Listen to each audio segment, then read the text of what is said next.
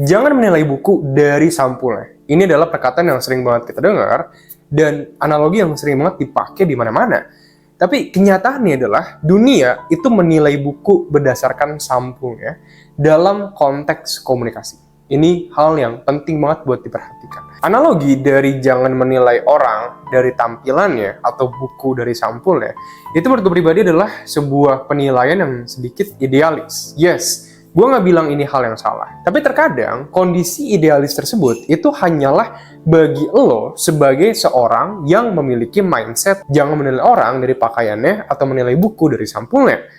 Orang lain itu memiliki mindset kalau lo pakai baju bagus, lo orang yang lebih terpercaya. Ini adalah hal yang pasti banget terjadi. Karena hal tersebut dalam fenomena psikologi itu dijelaskan sebagai halo efek. Nah sekarang perdebatan adalah, Bang, bukannya semua orang itu memiliki mindset jangan menilai buku berdasarkan sampulnya? Kayak gue sering lihat di sosmed, ada konten bang, kayak, oh biasa kalau misalkan lo prioritas BCA, lo tuh pakai sandal jepit doang, lo pakai baju-baju biasa, bawa kantong kresek, tapi lo naiknya ke lantai 2. Itu kan menunjukkan bahwa kalau gue pengen jadi orang kaya, kalau gue pengen kelihatan terpercaya dan kaya bang, ya gue nggak harus pakai baju bagus. Yes, itu betul banget, karena itu sebuah konten.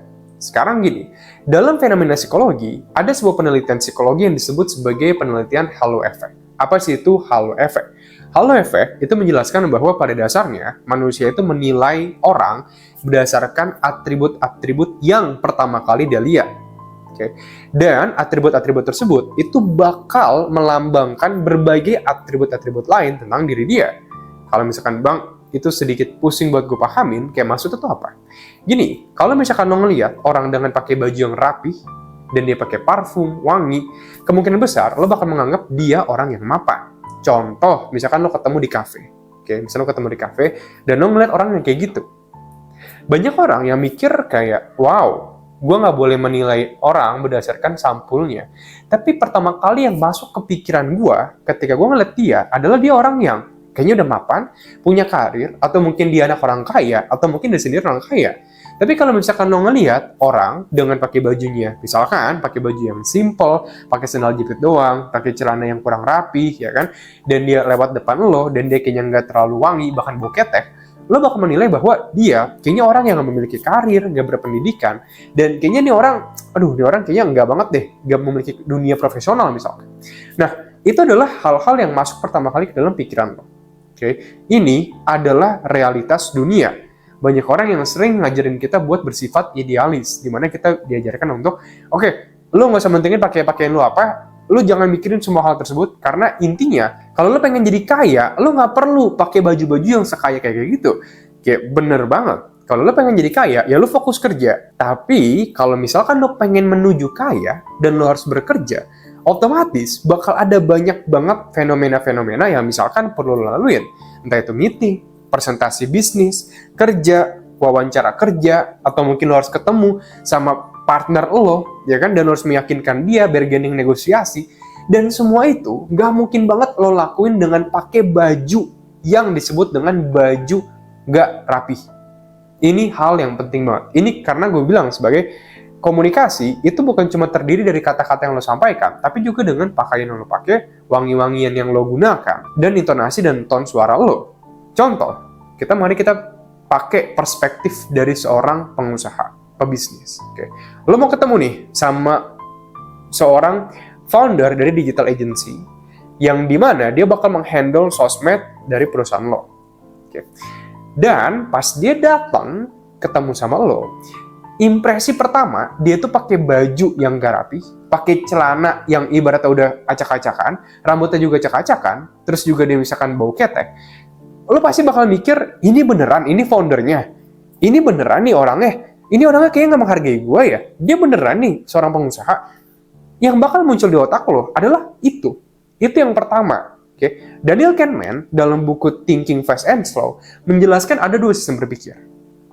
Yang pertama ada sistem berpikir 1, yang kedua ada sistem berpikir 2. Sistem berpikir 1 itu langsung memikirkan hal-hal yang biasanya muncul dalam pikiran lo.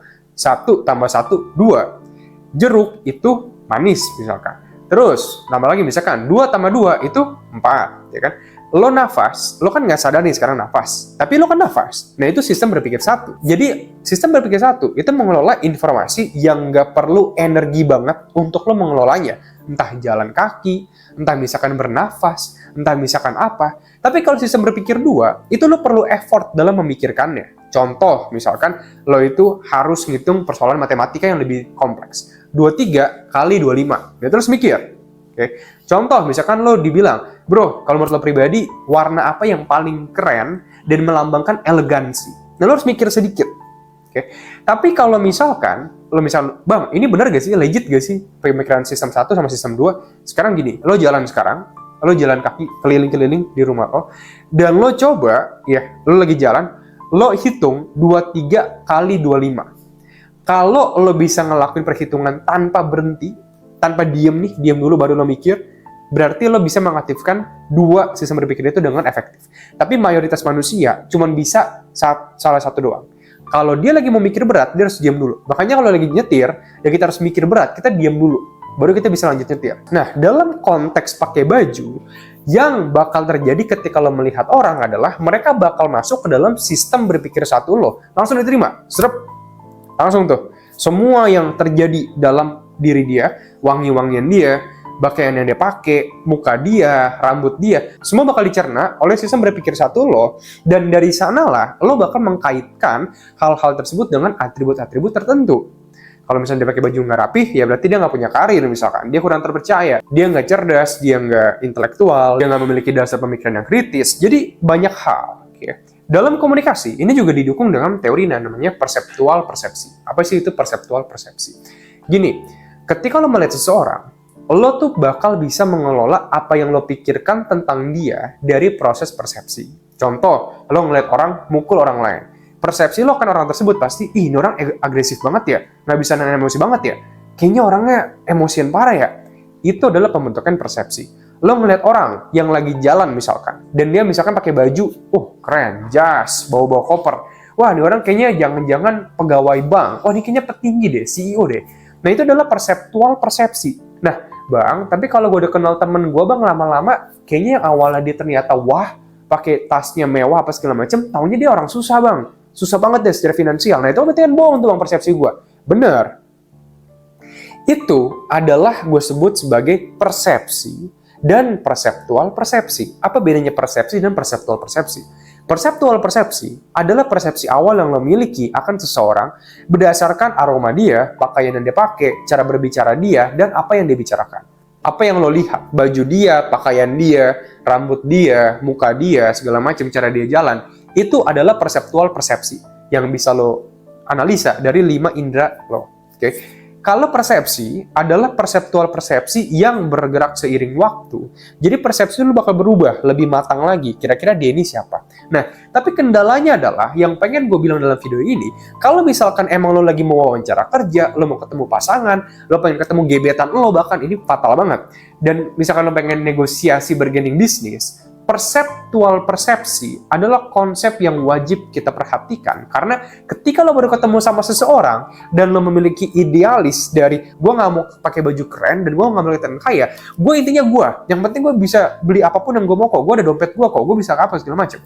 Yes, silakan. Tapi kemungkinan besar komunikasi lo bakal sedikit banget persentasenya berlangsung secara efektif.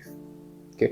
Lo pengen, ketika lo baru ketemu sama seseorang, lo menciptakan sebuah perseptual persepsi yang benar-benar oke banget, bagus banget, dan bikin orang tersebut memiliki pemikiran bahwa, lo orang yang layak dipercaya, lo orang yang memang pintar, lo orang yang memang bisa dapat diandalkan. Semua itu bisa lo dapatkan dengan memanfaatkan perseptual persepsi atau halo efek ini. Gue nggak mau denger lagi ada argumen bahwa, bang, Elon Musk pakai baju simple tetap aja. Iya, karena dia ada personal branding.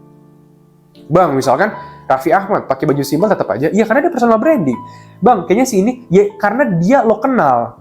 Dia adalah public figure yang memiliki personal branding. Personal branding dalam komunikasi berhubungan lagi dengan authoritative figure, dengan soft power yang lo milikin, legitimate power yang lo milikin. Belum lagi kita ngebahas tentang Cialdini Principle, salah satunya adalah authority, liking. Personal branding memungkinkan lo buat pakai baju yang kurang rapi, tapi tetap dipandang sebagai seseorang yang memiliki kemampuan atau kapabilitas sebagai orang yang teladan, dapat dipercaya, dan juga mungkin bisa juga diandalkan. Oke. Itu adalah argumen yang nggak valid sama sekali dan memiliki cacat logika dalam argumennya. Oke, jadi by the way, bagi lo pada yang pengen belajar lebih lanjut tentang ilmu komunikasi, bagaimana caranya berpikir, tentang reasoning, dan gimana caranya lo bisa berkomunikasi tanpa rasa gugup, gagap, belibet hanya dalam 30 hari doang, lo bisa cek Stanley Academy. Di sana lo bakal belajar semua ilmu komunikasi, tentang komunikasi persuasif, komunikasi pengaruh, retorika, argumen, matahin argumen lawan, bikin lawan bicara bilang iya ke apapun yang lo bicarakan, cara yang tadi gue bahas, cara bikin diri lo kelihatan berkarisma. Lo bisa cek 3 Hour Communication, udah banyak banget teman-teman kita yang mengalami perubahan drastis setelah menerapkan materi yang mereka pelajari di stanleyacademic.com.